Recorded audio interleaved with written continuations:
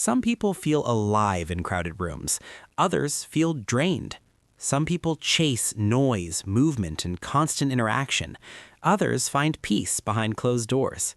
And if you're someone who genuinely loves staying at home, not because you're afraid of the world, but because home feels right, there's nothing wrong with you. In fact, psychology suggests something very different. Today, we're exploring the hidden psychology of people who love staying at home, what it really says about your mind, your nervous system, and the way you experience life.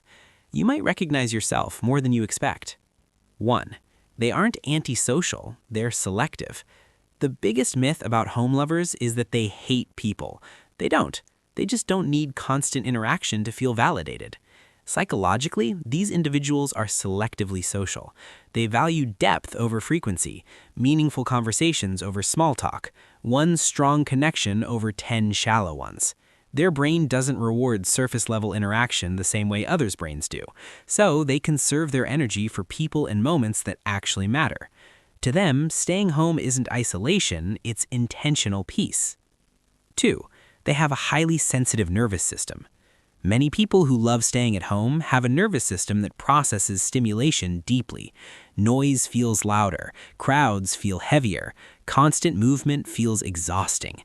This isn't weakness, it's a trait linked to higher emotional and sensory awareness. Their brains are always analyzing facial expressions, tone shifts, energy changes in a room. So when they get home, their system finally relaxes. Home becomes a reset button. Not because the world is scary, but because their mind works harder than most. 3. They find comfort in controlled environments. Outside spaces are unpredictable. Unexpected conversations, sudden noise, social expectations. At home, everything is familiar, and psychologically, familiarity signals safety to the brain. People who love staying at home often thrive in environments where they control the lighting, the sound, the pace, and the mood.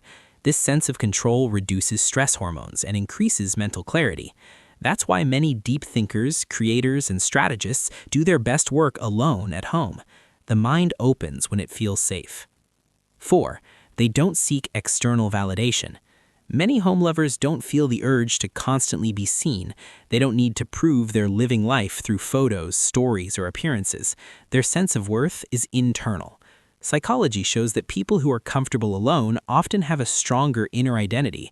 They enjoy their own thoughts. They don't panic in silence. They don't fear being alone with themselves. That's a rare form of confidence. 5. They recharge in solitude, not stimulation. For some people, energy comes from movement and people. For others, energy comes from stillness. People who love staying at home recharge through quiet, familiar routines, personal hobbies, deep focus. Their brain recovers faster in low-stimulus environments, so while others feel bored at home, they feel restored. This is why forcing them to go out more often leads to burnout, not happiness. 6. They are natural observers.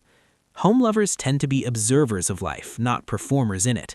They notice patterns, they read between lines, they see things others miss. Psychologically, this comes from spending time reflecting rather than reacting. They don't rush to speak. They don't rush to act. They let information settle. That's why many of them develop strong intuition and emotional intelligence over time. Silence teaches them things noise never could. 7. They value quality over constant excitement. Modern culture glorifies constant activity, but people who love staying at home understand something deeper. Peace is more valuable than excitement. They'd rather have one calm evening than 5 loud nights, one meaningful project than endless distractions, one deep connection than endless acquaintances.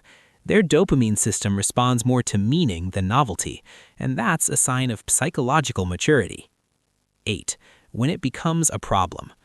Of course, loving home is healthy until it becomes avoidance. Psychology makes one distinction very clear. There's a difference between choosing solitude and hiding from discomfort. Healthy home lovers still step outside when it matters. They face challenges. They grow.